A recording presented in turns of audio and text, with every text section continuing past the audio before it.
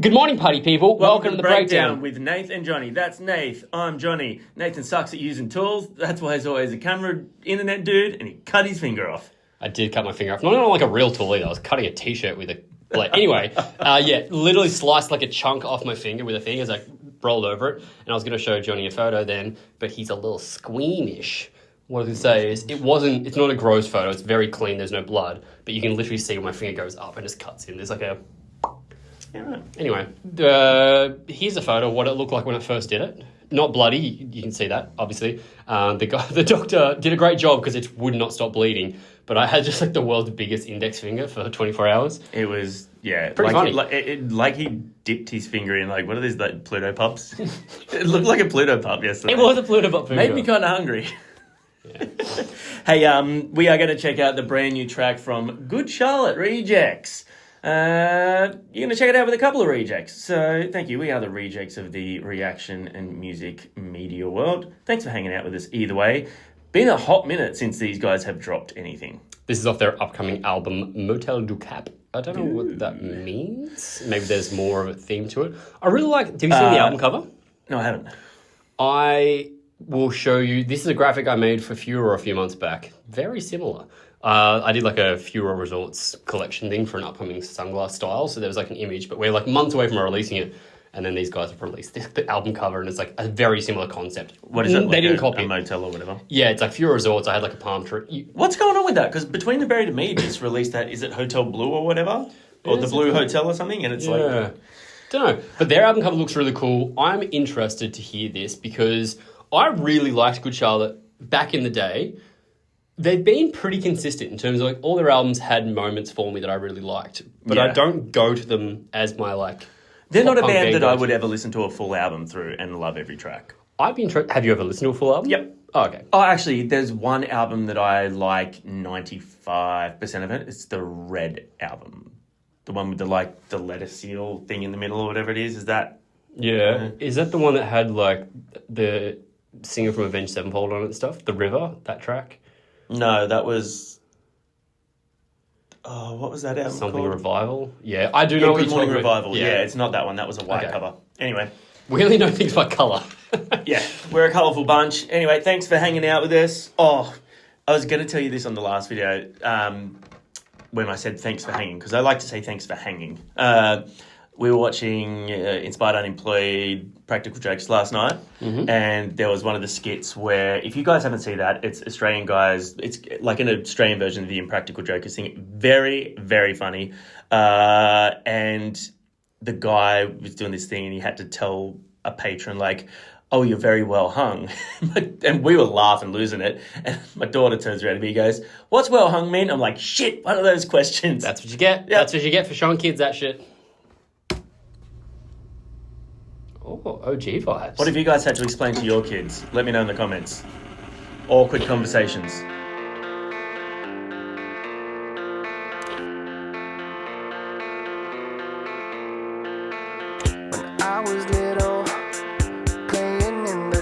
He says Young and the Hopeless Fights.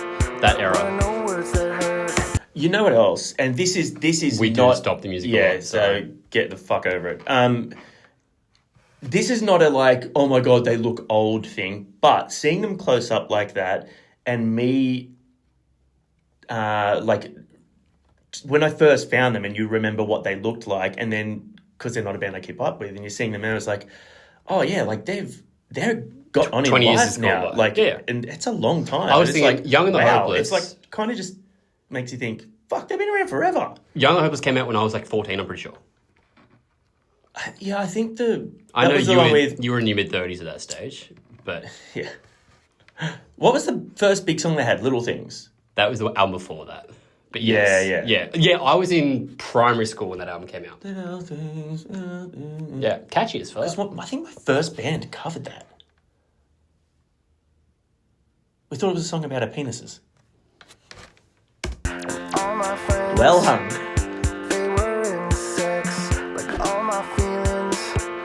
I like this animation.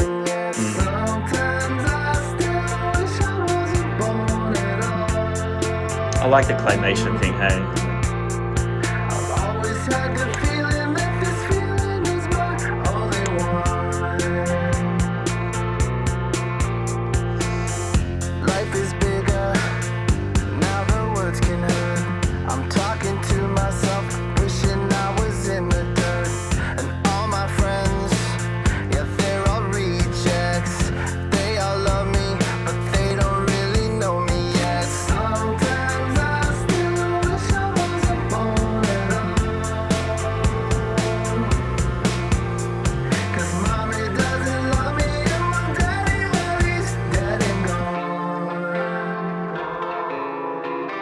go. Cause they liked us better when we weren't together.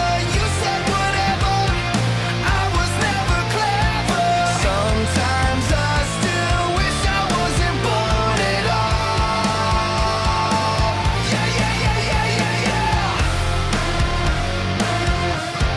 Oh, that's cool.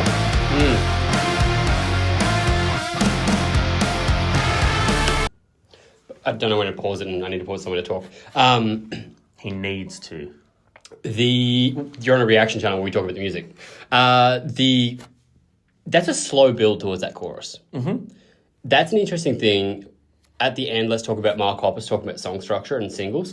But when the chorus kicked in there, that lifted it just the right level to me. It didn't make it be like too contradictory. It's still a bit heavier. There's a bit more layers to it, but it's still sat in the same sort of like, you just start bopping on a bit more. Yeah, post-chorus riff was really cool as well because it lifted it another notch and Yeah. gave another element.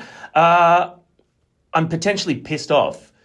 I need to watch the second verse and have a look. Well, I don't know what the second verse sounds like, but if it's the same as the first verse, I want to have a look because there could be something in here that's potentially going to continue to piss me off. And I just want to make sure that I wasn't wrong. I need to have a look but and see if you can figure out what it is. It's his reflection.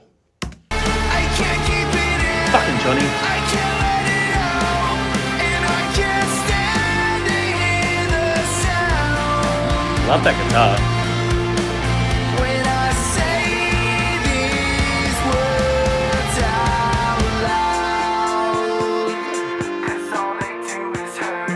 I'm talking to myself, I wish that I was in the dirt. They liked us better when we weren't together. Yep. You said Pissed whatever, off. I was never clever. Sometimes I still wish I wasn't born at all. Yeah, yeah, yeah, yeah, yeah, yeah. They liked us better when we weren't together. You said whatever, I was never clever. Sometimes I still wish I wasn't born at all. Yeah, yeah, yeah, yeah, yeah, yeah. I really like this riff.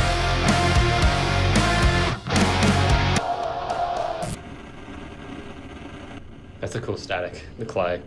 Oh, that's cool. It's a great music video. I really like that. Yeah, very interesting style of claymation. Also makes me want to take magic mushrooms. Maybe that's why it's Motel Du Cap. What? Because they're taking mushrooms. Do cap? Yeah, like it's like, is it like golden caps or golden tops or whatever, the magic mushrooms? I do not know anything about that.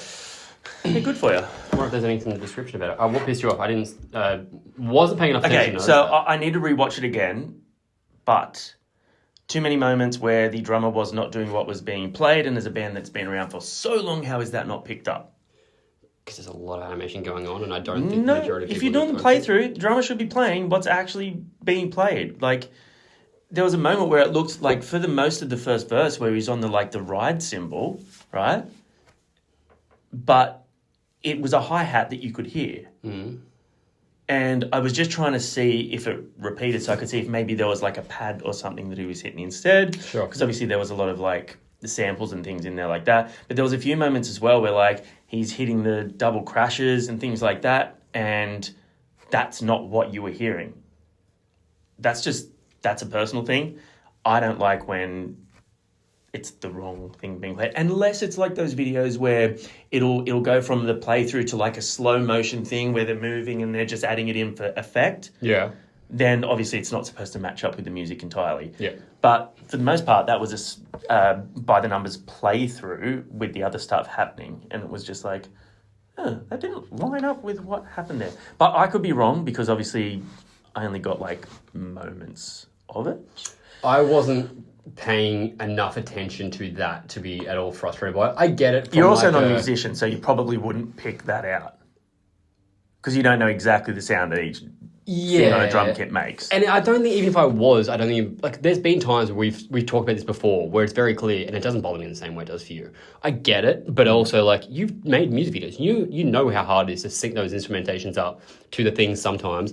And I think there's so much going on in that music video and it was so engaging that looking for that doesn't bother me. It's not what I'm looking at, and even knowing about it and looking for it, I still don't think it would bother me because there's so much else going on to focus on. Who was actually the drummer on that? Because they were using Josh Freeze for a while, weren't they? Don't know. Doesn't say who's in the band. Yeah, because they've never had a drummer. Haven't But they? I don't think since like the first album, and I don't even know if then it doesn't say. But yeah, I would love to know who was on the drums there. Yeah. That, as I said at the start there, that had, like, musically, Young and the Hopeless era Good Charlotte for me, which I love. I think it's nostalgic pop punk done really well. There's still modern production to it. I think he sounds really good. Sounds great. I love the never bit had of grit in their voices. 100%, and that's an age thing that comes with that. Yeah. They've never... He was the... what's the show that he was the... The Voice. What's the judge? Fuck, I couldn't think of the word judge. He was the judge on The Voice, but aren't they coaches as well? Yeah. I was always interested in that one because I was like, I wouldn't have picked Good Charlotte being like, he's a vocalist that people want to learn from. He's not a technically great vocalist. But he's sufficient and really good at what he does, and that's exactly what he does well. Yeah. Holds his own tone, doesn't sound like anyone else necessarily, but does their thing, and maybe he's really good at directing us. I actually never watched the TV show, but that to me is exactly what I want from them. Yeah. It's accessible, it's fun, it's catchy, it has some rockier moments. I like the riff that came in that was a little bit sort of more mature, a little bit more hard rock.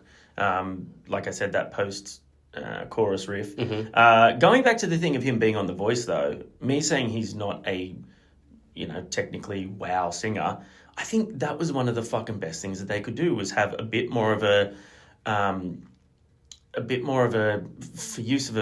for lack of a better term, sorry, Nath. Well done. You picked yourself up with that a bit more of a plain Jane, because like being a great vocalist is not about being a fucking acrobat. It's about being a good songwriter. It's about knowing your limits, knowing your voice. It's about knowing how to use that in the most effective ways possible. And bands like Good Charlotte and even Blink-182 are a perfect example of that. Like punk and rock in general, a lot of the time, is a perfect example of that. You don't have to sound like Beyonce or Justin Bieber to be a great vocalist. Yeah. Obviously, we've got in our scenes people like Noel Sebastian and Vessel and Roy Rodriguez and stuff who are incredible vocalists. But yeah, be a good songwriter, write great melodies, write really big hooks, and you don't have to be the most fancy vocalist in the world. No, you just touched on Blink-182 then, and that's what I want to talk about before, because I watched a thing when Mark was going through his cancer thing. He did a lot of live streaming, and I saw a snippet of it on Insta where he was talking about one of the albums, and someone said, why didn't you release this as a single? And whatever song it was. And he was like, it doesn't fit the single structure. It doesn't have it takes too long to get the chorus. Or this thing, like, he was very clear about this is not what made the song. And it really changed the way I've looked at singles from bands, particularly in rock bands, the way they release their singles. Because that, to me, I was like, this is taking too long to get the chorus to be successful on the radio. That'll still get radio play, I hope. Like, you're serious and that sort of thing. It will. But general radio, that's not accessible enough, I don't think, to get on the general radio now. And I think that's why, because they don't follow... And I don't think it's a bad thing, but I'm looking at being like, debut single for this thing, they haven't gone, okay, within 25 seconds, we haven't hit into the first chorus, the catchy part. Exactly that. And then straight in, their thing, it had like the first part of the verse was like subdued and then kicked into the bit more instrumentation, but it's the same melody. It was a long build to it, yeah. And then even after that, I thought it was great, but we've got a better attention span than most people when it comes to music because we love music. That's true. But it's the story of Roxette. Don't bore us, get to the chorus. Remember Roxette, that band from the 80s? The female vocalist and male guitarist, you would know so many of their songs. Would I? That's why they named their album Don't Bore Us, Get to the Chorus, because that's what their producer told them. Said, these are great songs, but we don't need all the other shit. Don't bore us, get to the chorus. And they're like, that's the album title. That's a good album title. And that's great advice from, like, if you're trying to be successful if that's what you want, If you're you trying want to get go more for radio, yeah. you want to get people. It's the same as with the whole TikTok, Instagram video. Have it Make clicked. them want to watch the rest in the first 7 seconds or whatever it Yeah. is. I think the rule. Don't bore us. Get to the chorus. Having said that, yeah. I really enjoyed that, but I just think it's an interesting move for the first single to take that long to get into the big catchy chorus part. But Yeah. I liked it. Also, as we said, that film clip was sick. Big shout out great, to BT Studios. Is that the right?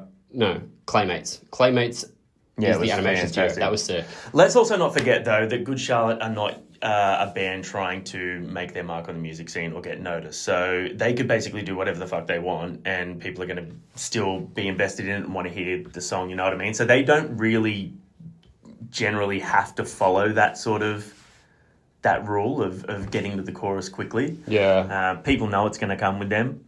Surely there's still not people out there that listen to punk and rock that have never heard Good Charlotte before. They're one of those bands that do have songs that even if you didn't know the band, you know the song. I work with a lot of younger guys that don't listen to rock, and sometimes when I put on playlists of stuff that I think they will be okay with, a song by like Linkin Park or Blink-182 or Good Charlotte or My Chemical Romance will come on and they'll be like, oh, I know this song. Yeah. Oh, I know this song. Yeah. Yeah. Which Interesting. is pretty cool. What did you guys think of Rejects, the debut from the upcoming Good Charlotte album, Motel du Cap? What do you think of us? Tell us in the comments. Don't do that. Boop, boop, boop, boop, boop, boop, boop, boop, boop. Now you can tell us in the comments. We'll see you next time. Keep it hanging. No. Nah, good one. Thanks for Sick hanging. one. Keep it hanging.